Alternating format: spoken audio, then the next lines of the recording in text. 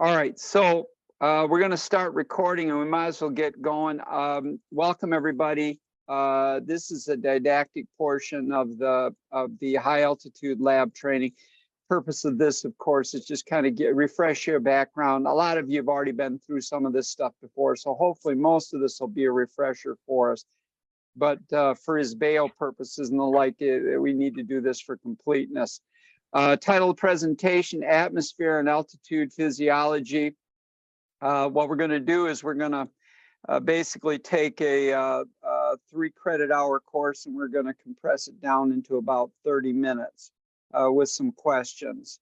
That's what I do. And the scope of what we're going to talk about today, we're going to first talk about composition of the atmosphere, a little bit of respiratory physiology to try to make this all make sense, relationships between pressure and altitude so you understand how that works.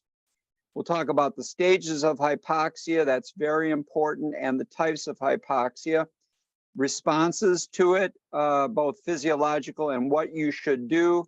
We'll talk a little bit about hyperventilation, and I'm sure you've probably heard that term before. And the thing with hyperventilation, it has similar symptoms to hypoxia, but completely different physiology. But we do see that in aviation, so we'll talk a little bit about that.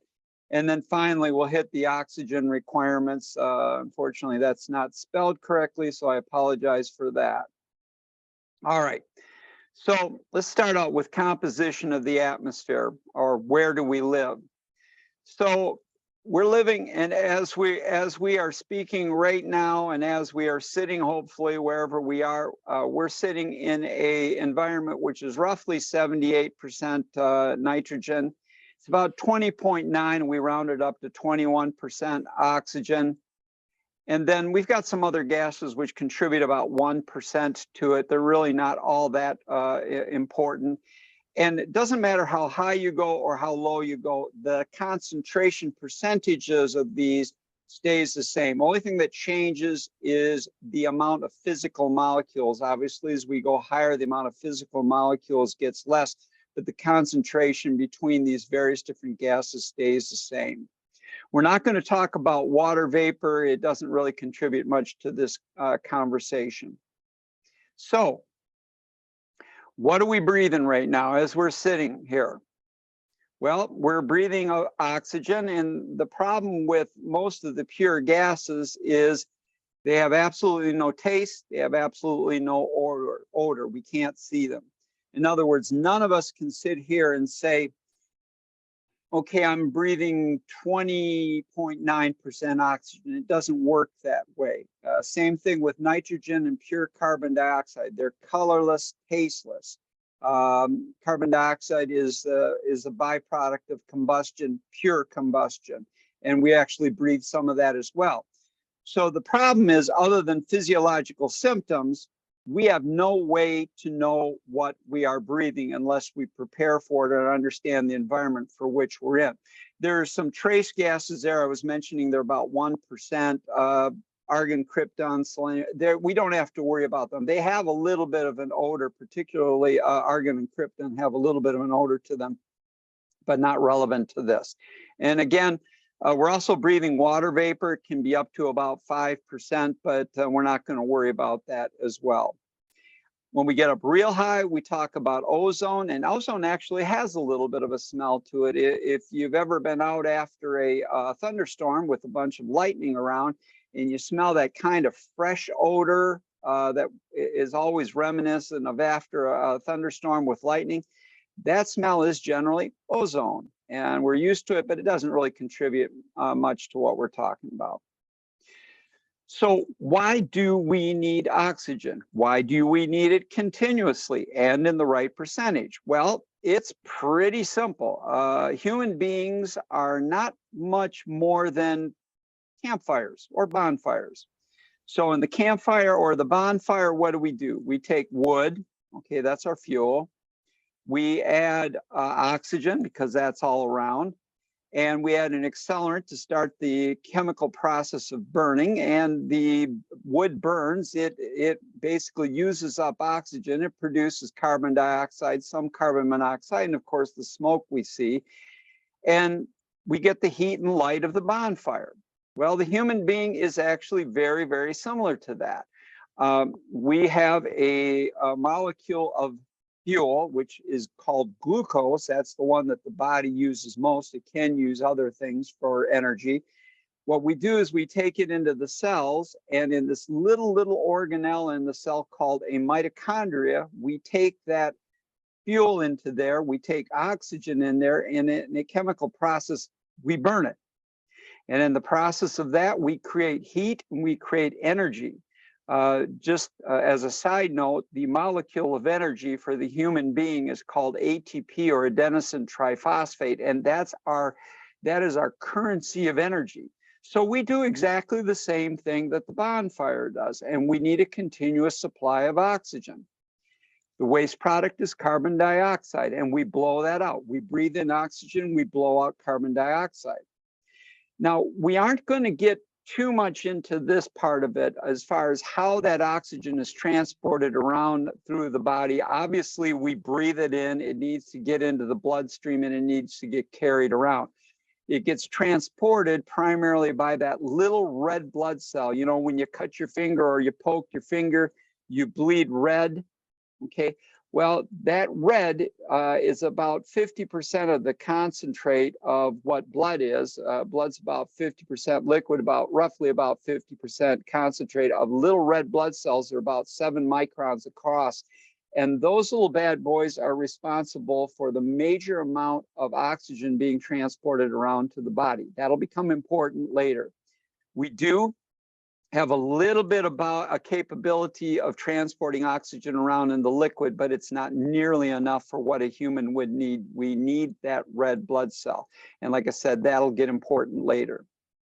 All right, so now one of the questions we get, and this is all I'm going to get into respiratory physiology, we get a question of, okay, how does the oxygen that we breathe in, how does it get crossed over into the lungs and into the bloodstream? Is there some active transport mechanism? I mean, how does it get into the blood? Well, it's actually quite simple.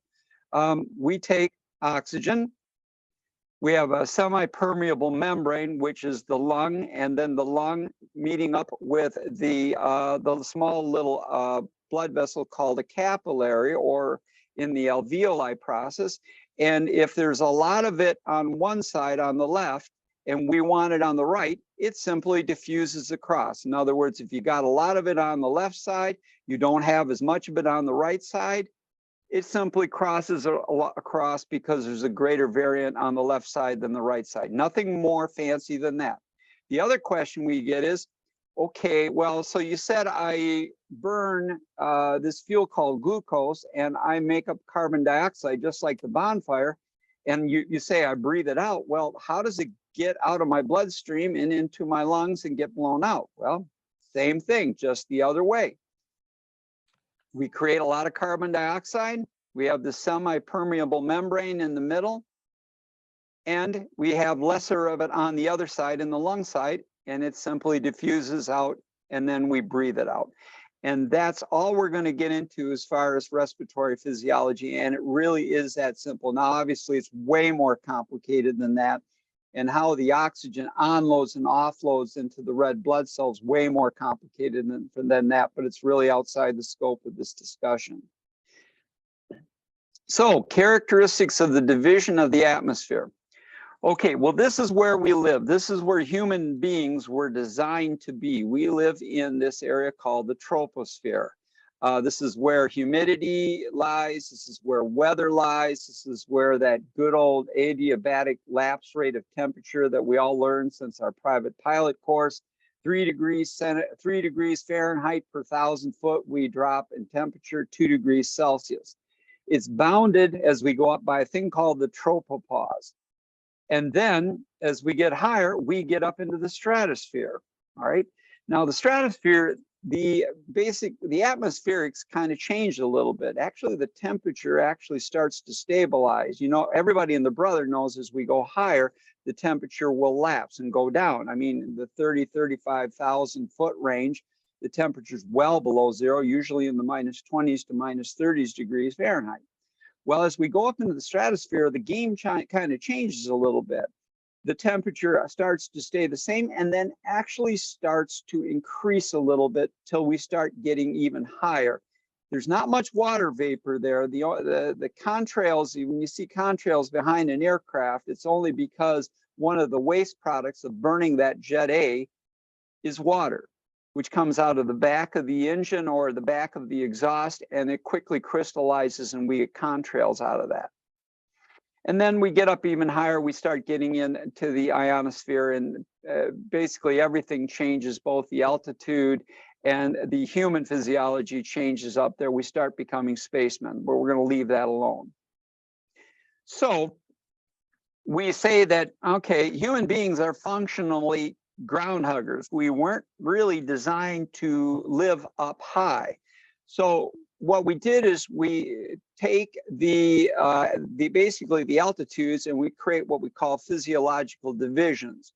We know that we are best suited to most of the ground, and we call that area our physiologically efficient zone. And that's basically surface up to about 10 to 12,000 foot. The body's actually pretty able to adapt to that with no problem.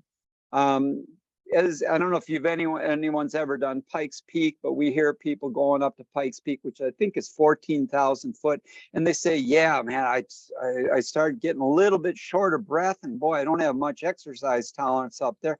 But we're actually pretty good about handling that. Now, I don't know about you guys, but in our PA-32, when I get up to, particularly in the winter time, I get up to about 10,000 foot. I'm usually carrying a little bit of oxygen, and I'm breathing a little bit of oxygen through a cannula, because above 9,000 foot, particularly in the wintertime, I start to feel it a little bit. But again, the human body is able to adapt to that. All right, then we start getting into this area which we call the physiologically deficient zone. This is where all the problems start to rise. Hypoxia, trap gas, evolved gas. This is where we can have problems with decompression sickness. We aren't really built for this area, but we fly there anyway, luckily, because we can carry oxygen with us, or we have pressurized cabins which are able to get us closer to sea level. The one that we're going to be most involved with here on Monday when we get people into the lab is the issue of hypoxia, and we're going to talk more about that. Now, when we get up above this physiologically deficient zone, we start to get into space physiology. And again, that's outside the scope of this discussion. So we have 4 fundamental different types of hypoxia. There are others, but for the purpose of aviation medicine, there's 4 we need to worry about. The first one we'll get to in a second is the hypoxic hypoxia, which is what you're going to feel in the lab. Now, by definition, hypoxia is simply a condition for whatever reason the body is not getting enough oxygen to meet its needs. There's a lot of different fancy definition of what hypoxia is, but this one that you have in front of you is the most simple. We just don't have enough oxygen for whatever reason for what the body is going to need. The 4 types of hypoxia, first one, and this is the one you're going to feel in the lab, is hypoxic hypoxia. There's hypemic, histotoxic, and stagnant. And before we go through the 4 of those, understand that those do not have to exist in isolation. They can all exist together at the same time. And I'm going to actually show you a case here in just a minute where we actually had a physician who was having some problems, and we took some investigation to find out that the gentleman was having all 4 types of hypoxia happening at the same time. Now, the first one, hypoxic hypoxia. Okay, this one's pretty straightforward. We simply are in an environment where there's not enough gas pressure in the lungs with enough oxygen to be able to get it into the bloodstream, carry it on the red blood cells, take it to where it needs to be, and do the job that we need it to do. Simply not enough to get into the capillaries, which are carrying the red blood cells, and have them hang on to the red blood cells and meet the needs of the body. Real simple there. The second type of hypoxia is by itself. It is a type of hypoxia where we just don't have enough carrying capacity. best example of this is carbon monoxide poisoning. So what happens here, the carrying capacity of the blood is not enough because we're tying up the red blood cell with other things other than oxygen. The perfect example of this is smoking, where the carbon monoxide of smoking has a tendency to latch onto the red blood cell and tie it up so that it cannot carry oxygen. Another perfect example of this is carbon monoxide poisoning that we used to see, unfortunately, mostly the 70s, 80s, 90s before we had CO2 or carbon monoxide detectors in the home. When I was working as a paramedic and as an EMS supervisor, it was almost invariable that once a year we'd have an ambulance call that would involve a forced air heater that the burner, which hadn't been used all spring and summertime because you didn't need it, all of a sudden they turn it on, and for whatever reason, whether insects getting into it, the burner being wrong, the flame would not be proper. And instead of burning the natural gas properly, what would happen is you'd have a large amount of carbon monoxide production. Since carbon monoxide is also not able to be detected by smell or by taste, a family would go to sleep at night with their forced air heater going, and they may not wake up in the morning. And unfortunately, in Saginaw, we had an event like this where there were 3 family members killed. One did survive. They basically went to sleep and they did not wake up. So in the hypemic hypoxia, we've got plenty of oxygen, no problem, but the red blood cell simply can't carry it because it's being tied up with something else attached to it. And just as a side note, carbon monoxide has an affinity for the red blood cell of about 250 times that greater than oxygen. So when carbon monoxide latches onto that red blood cell, it says, I'm here, I'm not going anywhere. Oxygen, sorry, you're not coming on board. So if we ever get a carbon monoxide poisoning in the emergency room, this is why we don't put you on a couple minutes worth of oxygen via mask, say, hey, you feeling okay? And you go, okay, and we release you. No, we have to give you enough time for that carbon monoxide to slowly off gas to make sure that it's safe to release you back to home, and obviously then get somebody out to fix your heater. Now, the next type of hypoxia we're going to talk about is called histotoxic hypoxia. Okay, so in the pure form of this, oxygen, we got plenty, no problem. Carrying capacity, we got plenty, and there's nothing messing with the red blood cell to keep it from being carried around. In histotoxic hypoxia, we can carry all the oxygen that we want, but the end user of that oxygen, the cell, remember I said there's a little mitochondria in there that's responsible for burning that oxygen along with that glucose and creating energy. Well, in this case, it can't get there. And what can tie it up is alcohol, some medications, and I'm not just talking about illicit drugs, some medications can tie it up and keep the cell from being able to utilize and care and be able to get the oxygen to where it needs to be. The poster child for this high type of hypoxia was the gas chamber. Now, there are some of you are probably old enough to remember the gas chamber, which was used as a mechanism for executing inmates.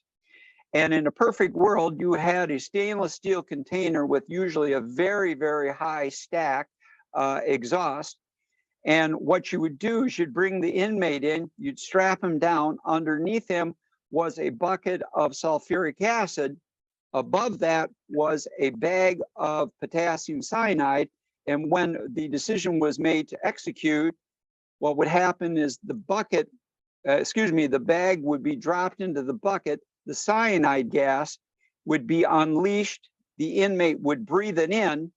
And this would form a type of histotoxic hypoxia where all of a sudden, instantaneously, the cells couldn't take up oxygen, and in a perfect world, the inmate would die a dignified death. Well, unfortunately, it wasn't that clean, and it didn't work all that well, which is why we don't use the gas chamber anymore. And just a little side note, the United States was actually one of the last countries in the world to get rid of the gas chamber.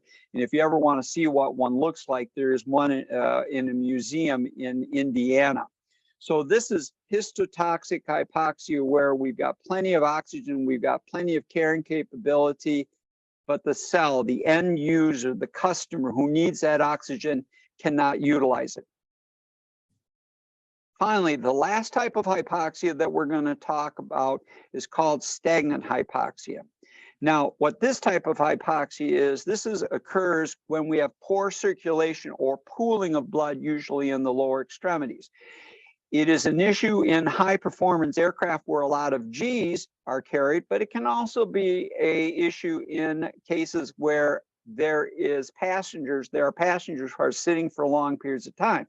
I mean, think about it in commercial airliners. What do we want passengers to do?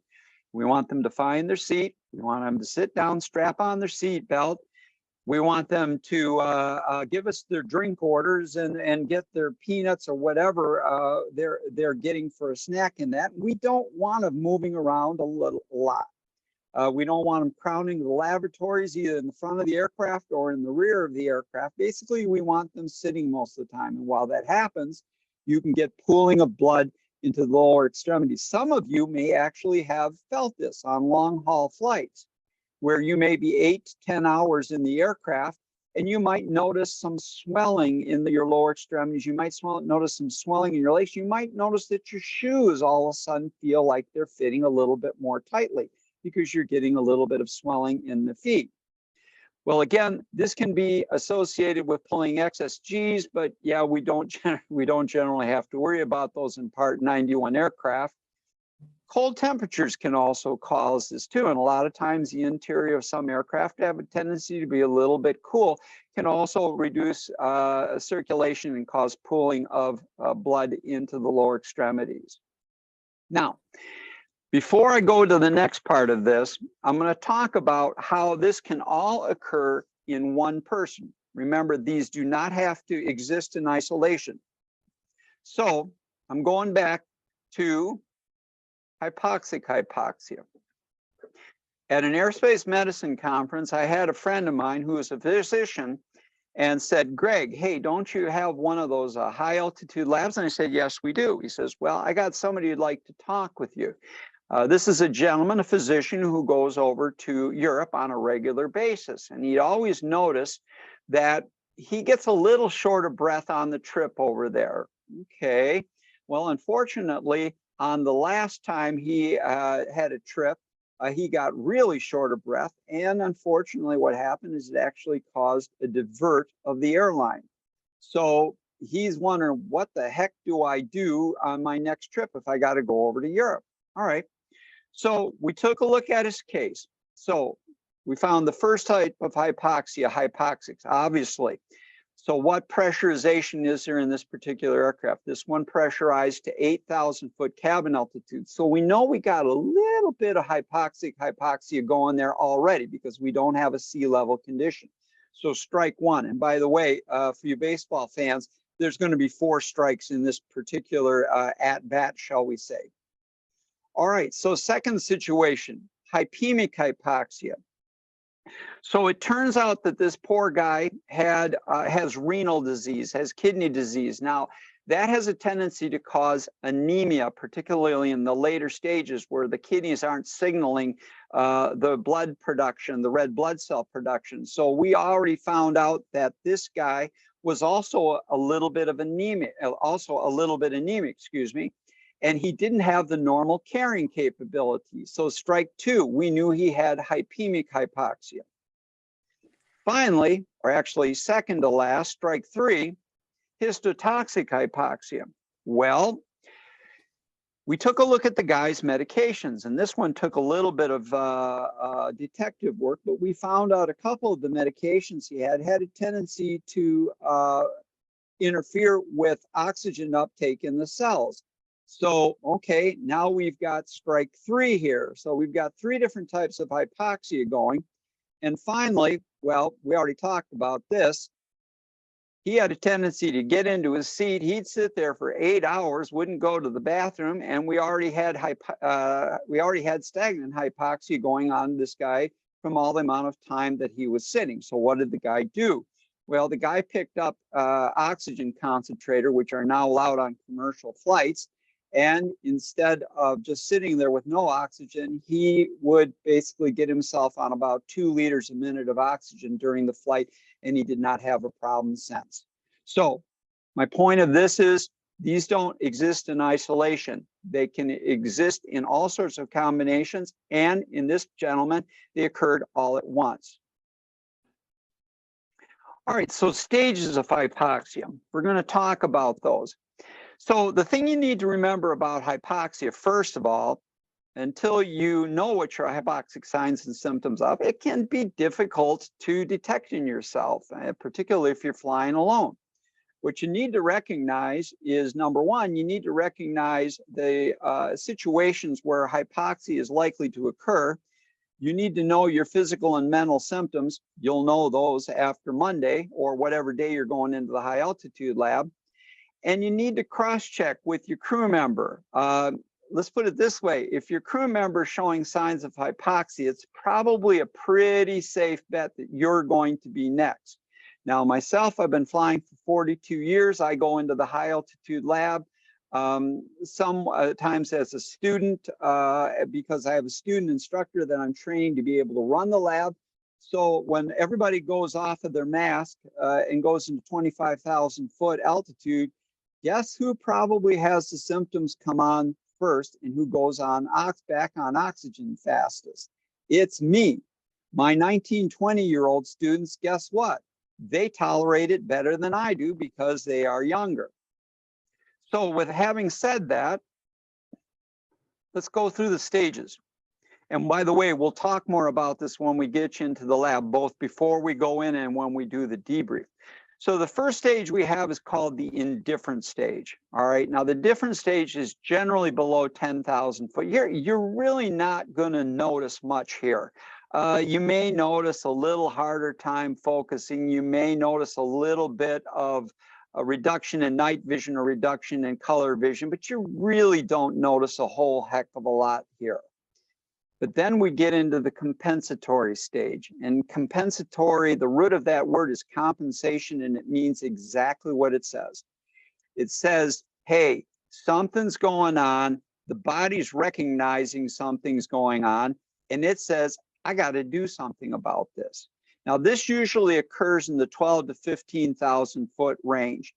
What usually happens? Well, the first thing that happens is generally the heart says, hey, I got to go faster. I got to move more blood around. And I'm going to breathe a little deeper and maybe a little faster because I want to take in a little bit more oxygen than I normally would. These are things that sometimes we see in the lab, and sometimes when we've got your pulse ox on, we'll see some people's heart rates run into the 140s. We've seen as high as 170s. Completely normal. This is the body responding to it on its own without us doing anything. This is also where we start seeing the impaired performance and the impaired judgment. In the lab, you'll get a chance to do some little tricks in there, and you'll find how hard it is to do when you start getting hypoxic. When we do the cards and you have to sit there and try to name the cards, you'll find that it gets harder to do it the more hypoxic you become. This is where you want to recover. If you haven't already gotten your oxygen mask on, this is where you want to have it on. This is where recognition, early recovery, this is where you want to do the things that you need to do. You do not want to go past this stage because in the next stage, we start getting into what's called disturbance. This is where everything starts getting worse. You don't generally get new signs and symptoms here, but what you've got gets worse. You may not recognize it in this stage. You may not care because hypoxia is not painful. It's not hugely uncomfortable. If you get to this stage, you start losing the ability to defend yourself. Recovery from this stage is not certain.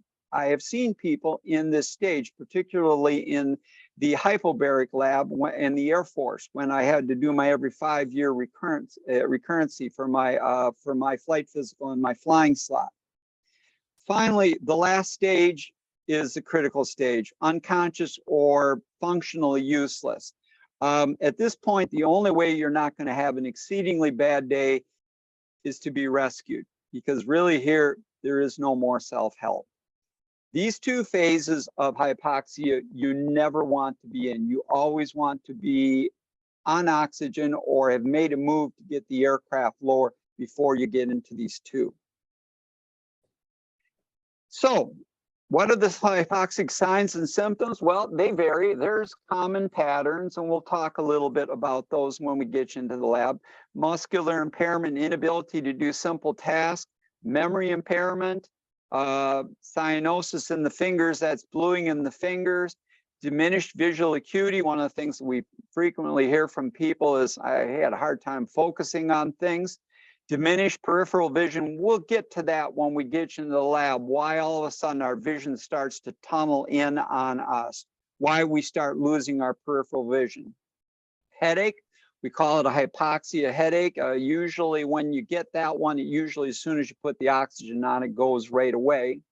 Impaired judgment, impairment of consciousness. We don't want to get you to that phase. We have, of the thousands of students we've had through this high altitude lab, we have seen a couple of these, but they usually recover pretty quickly.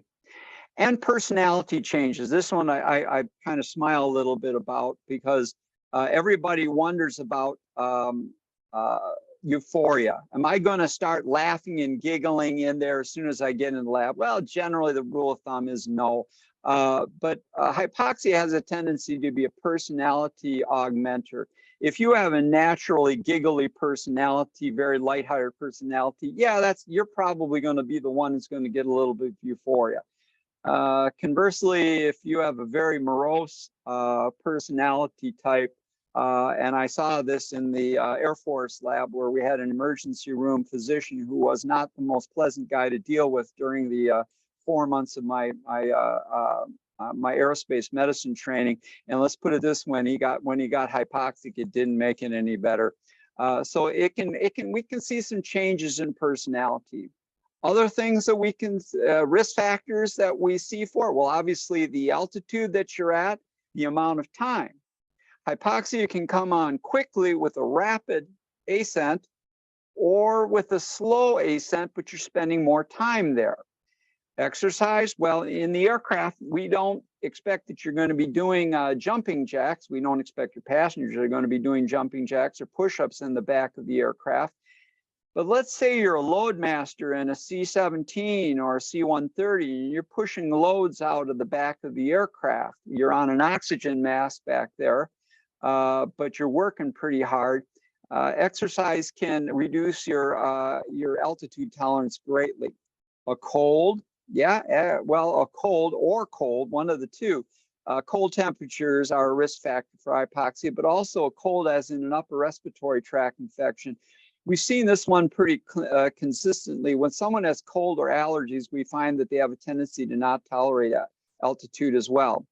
Illness, kind of more of the same thing. If you're sick, you don't tolerate altitude very well. Fatigue, this is a huge one. And I've noticed this one myself. If I'm tired and going into the lab, particularly as a student, my altitude tolerance is definitely lower. Drugs, alcohol, we kind of touched on this one in the types of hypoxia. These do not help with your altitude tolerance, and obviously smoking, about that, and carbon monoxide. Now we hear this commonly, people talking about time of uselessness, and people frequently misunderstand this. They think useful consciousness or TUC. They see these numbers bandied around. Okay, so if my time of useful consciousness is, let's say at 30,000 foot, is 45 seconds. Okay, at 45 seconds, I'm going to keel over. No, that's not what this is. Time of useful consciousness means time of useful time that you can work effectively. It doesn't mean time to losing consciousness. And it varies. But essentially, it's the maximum amount of time in general, with exceptions, that you have to make a decision and do something which is going to be able to help yourself out. It can vary at various different altitudes, and I think most of us know this or have seen this at one point or another. For example, 20,000 foot, yeah, about 12 minutes, sure. And you hear about freight dogs. I hear that, you know, some of the old freight dogs will tell me, yeah, it was flying up, you know, 22,000 foot, yeah, for 4 hours, and I wasn't using oxygen, and I was just fine. Sure, okay. 25,000 foot, and that's where you're going to be in the lab. You're going to have about 2 to 3 minutes before you're going to need to be back on oxygen, and we'll get you back on oxygen before you pass your time of useful consciousness. But look at the rest of this here. 30,000 foot, 90 seconds. You only got about a minute and a half. 35,000 foot, and this is where the Payne Stewart accident happened. It's only about 45 seconds. And by the time you get up to 43,000 foot, man, you're down to around 10,000 foot. Now think about that. We're regularly filing up into the 40s now. Look at that time of useful consciousness. Now think about this. All right, so bang, we lose a door seal or we lose a window. Okay, startle. Okay, what the heck just happened? Okay, so we just lost a couple seconds there. Okay, I need to get my oxygen mask on. Okay, where is it? Is it behind me? Is it on the side? Okay, I grab my oxygen mask. I fiddle with it a little bit. Okay, I've now lost about another 4 to 5 seconds just in trying to get to the mask and getting it up to my face. Getting the oxygen mask on, hopefully pressing the red tabs together. I've lost my time of useful consciousness. Where I'm going with this is that the donning of an oxygen mask, particularly if you're filing up into these altitudes, it really, really needs to be a practice muscle memory item, okay, that you can do without thinking, that you don't have to think about where the mask is or how it goes on, because you haven't got a whole heck of a lot extra time before you're going to pass your time of useful consciousness. And as we start getting higher, you know, how much longer before the SSTs are going to come back into play, but they're going to be up 60, 70,000 foot. And I cannot see any way that those folks are not going to have to be at least one person in the cockpit on oxygen at all time, because if they have a rapid or explosive depressurization, the amount of time of useful consciousness will be mere seconds. Prevention of hypoxia, maintain good physical condition, you eat a nutritious diet. I call this the Dr. Mom slides. Avoid alcohol and tobacco, and use supplemental oxygen before you would think that you would need it, or at least be prepared to use it. Response to suspected hypoxia, obviously administer oxygen as fast as you possibly can. Get on it, make sure the passengers get on it. It should be an immediate practiced response. Be aware of the oxygen paradox, and we'll talk a little bit about this. Let's say you up in the front are well practiced on donning your oxygen mask, but let's say those folks in the back aren't quite as fast, and let's say one of them goes out, okay, or you've got them slumped over in a seat, or God forbid slumped over in the floor, and one of you has got to get out of the seat and get oxygen on them.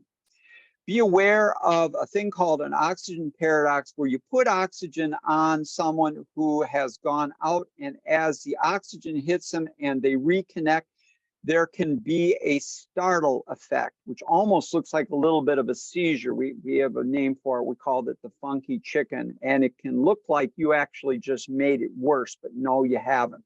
It's because the oxygen's reconnecting with the brain. And you need to give it just a little bit of time, and it will scare you because you'll see the person kind of flopping around a little bit. But you put oxygen on, you need to give them just a little bit of time to reconnect, and they should do fine. So don't be quick to remove an oxygen mask if your passenger collapses and does the little funky chicken thing. They will get better as long as they're getting oxygen. Hyperventilation will take just a couple seconds to talk about this. Believe it or not, we're getting to the end of this.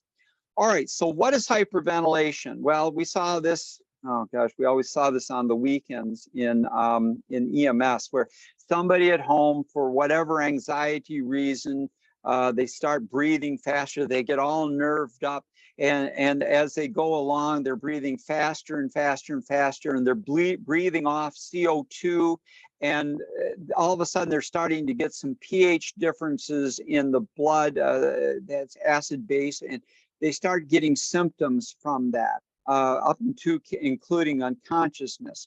In those types of situations, the symptoms can be dizziness, tingling, usually around the fingers or around the lips. This is due to calcium disturbance. Visual disturbances, tunneling or clouding of the vision, hot or cold feelings, anxiety, and feeling of impending doom. They're getting more and more anxious as they're breathing faster and faster. Impaired performance, possibly even loss of consciousness. Now take a look at that. You're going to go, some of those are the same symptoms that we see in hypoxia. Yeah, but it's a completely different reason. This is a person who in the back, you know, not everybody loves to fly as much as we do, and you get a passenger in turbulence, maybe around some convective area where they start seeing lightning, and they don't necessarily like to fly as much as you do, and they start getting really nervous, and they start into this hyperventilation syndrome, and they can actually pass out, or at least appear that they're going to pass out. And this is where you need to recognize the difference between the two. Now, in hyperventilation, and we'll talk a little bit more about it when we get you to the lab. In hyperventilation, we can safely put an oxygen mask on them. We can tell them to slow down their breathing, et cetera, et cetera. The paper bag works great. We've got fancy things for hyperventilation now in EMS in the emergency department, but honestly, the paper bag works just as well. We slow their breathing rate down. Sometimes we make sure they're talking or singing aloud, hopefully if they can sing. And we do the paper bag trick and they calm down and they relax and the symptoms go away. Unpressurized aircraft. Now, hey, look, some of us fly on the side. In an unpressurized aircraft, if hypoxia is suspected, get the oxygen on, make sure you're checking the flow, check the mass fit. And if supply is not restored, make sure you get that aircraft down to 10,000 foot or below, or whatever the minimum safe altitude is, the MSA for that area. In pressurized aircraft, kind of the same thing. If hypoxia is suspected, you've got a cabin depressurization alarm going off. The master caution's going off like a Christmas tree. Or maybe you have all of a sudden a cold aircraft from you lost a window or you lost a door seal. Obviously, don the personal oxygen mask, make sure you got good mass fit, check the flow, make sure you're getting good flow. And I don't have the block on there, but cross-check your crewmate, okay? These masks that you guys use, they have to be on you. The red tabs have to be pushed together so the mask will pull up tight against your face so that when you breathe in, you get demand oxygen. You do not get passive oxygen in those masks like you're going to get in the high altitude lab. Obviously, in those cases, hey, you need to immediately get down to whatever the minimum safe altitude is, or in the vicinity around 10,000 foot. Talk a little bit about carbon monoxide and ozone. We've kind of pretty much hit this, but just remember, carbon monoxide, we've got detectors in the aircraft. I know we've got one in our aircraft. Colorless, odorless, tasteless, and deadly, because it does not do the same job that oxygen does. And we already talked about this in the last slide. When carbon monoxide latches onto that red blood cell, it hangs on 250 times greater than oxygen, and it doesn't like to come off.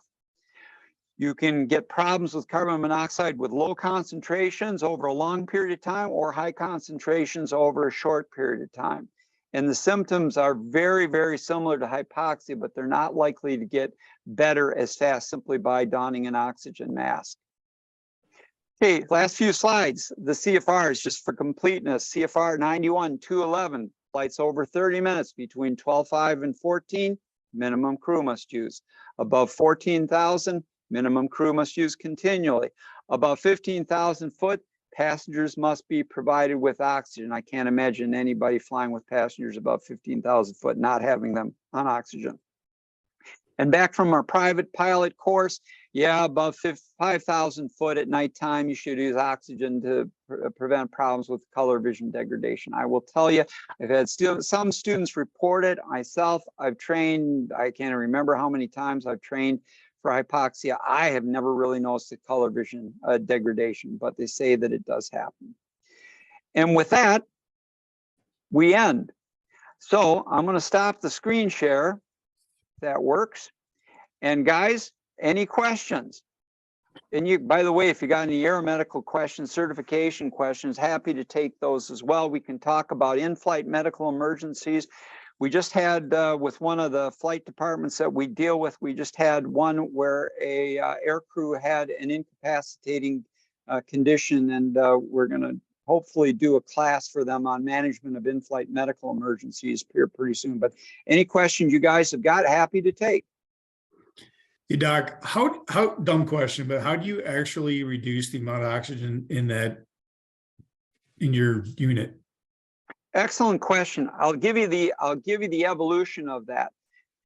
Previous to this type of hypoxia training, it was simply a matter of you get a big, heavy container, you take the oxygen, or you take the air out, and basically you put fundamentally an altimeter in there, and you reduce the oxygen or the air pressure in there until you reach that of what you would for that particular altitude. Well, there were some papers that were done that were shown that the exposing ourselves to low pressure can actually cause brain changes. Okay, changes in the brain matter. So he said, okay, we need to do a different way to do this. So what happens in here, and I'll show it to you, Dean, when you get there, I'll show you exactly how it works. We have actually 6 air separators. What they do is they take in room air, they split it out into oxygen and nitrogen. They pump the high nitrogen into the environment, and they reduce the oxygen concentration to the percentage that you would have at that altitude. For example, 25,000 foot is roughly about, and remember we said 20.9% oxygen we're breathing right now. It takes it down to about 7.5% oxygen. And by the way, it won't support combustion in there. You can light something and it will go out because 7.5% oxygen will not support combustion. That's how it does it. And then of course the computer figures it out. It takes the atmospheric pressure, takes the humidity, takes the temperature, and it does all the calculations and figures that out. So the other gas is inert nitrogen. Yes. And the inert nitrogen is the rest of it. There's a little bit of carbon dioxide retention in there too, because we're all breathing out carbon dioxide. We're breathing that, but the computer takes that into account as well. Okay. Actually, Dean, that's not a dumb question. That's actually an excellent question, and I'll be happy to, like I said, I'll be happy to show you how that works when we get you in there. Okay. Thank you. Did we ever get Ryan back? Yep. Oh, hi. All right. I got you there. Okay. We thought we lost you permanently there. Any other? Well, it's been a pleasure seeing you guys. I had a quick question for you there, Doc. Go ahead. What are the rules in the chamber for facial hair? Do we need to be clean shaven for your mask to work, or what for the bearded fella in the group here? Okay, great question. Okay, not beard versus non-beard debate. I'll leave that alone. Okay, so these are low pressure masks. It is with the low pressure mask, we don't have a problem with most trimmed beards. Okay, we had one guy that came in with just like, Grizzly Adams type beard.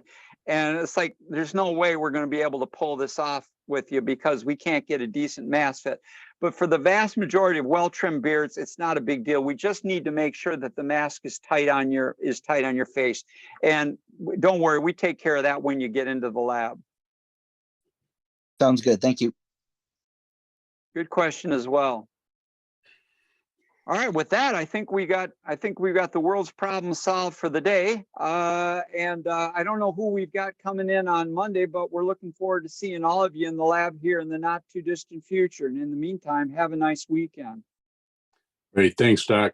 Thanks, Doc. Thanks, Dr. Fidel. All right, and like I you. said, give me into the week for the guys who couldn't come onto this. Give me onto the weekend to upload this. I won't be able to do it tonight, but I should be able to get it done tomorrow. Perfect. Thank you. All They right, won't take do it care on the now. weekend anyway. Excellent. Thanks, All right, Doc. take care now. Have a good See you, one. Dr. Fidel.